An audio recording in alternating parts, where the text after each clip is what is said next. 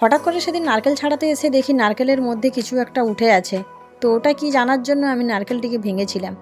তো সবাই বললো নাকি নারকেলের মধ্যে ওটা নাকি গাছ হয়ে গেছে, আর কিছুদিন থাকলে নাকি নারকেলটি গাছ হয়ে যাবে।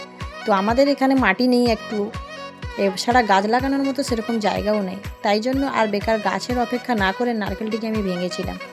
নারকেলটি এতটা শক্ত, বা আমার কাতানটিতে হয়তো কোনো জোরই নেই, তাই জন্য আমি নারকেলটি ভাঙতে পারিনি।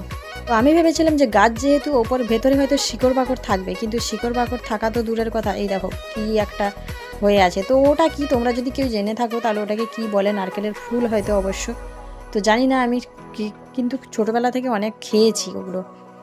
আর আমি এদিকে নারকেল ভাঙছি, আর আমার চেরি চামড়াগুলো সব চলে এসছে নারকেলটি খাওয়ার জন্য। ওরা আমার পিছু ছাড়ে না, আমি যেখানে বসে থাকি ওরা ভাবে যে আমি ওদের জন্য খাবার নিয়ে বসে আছি, ওরা ঠিক আমার কাছে চলে এসছে। ঘর করে যখন এই দুটো পশু পাখি রেখেছি, ফেলে দিতেও পারছি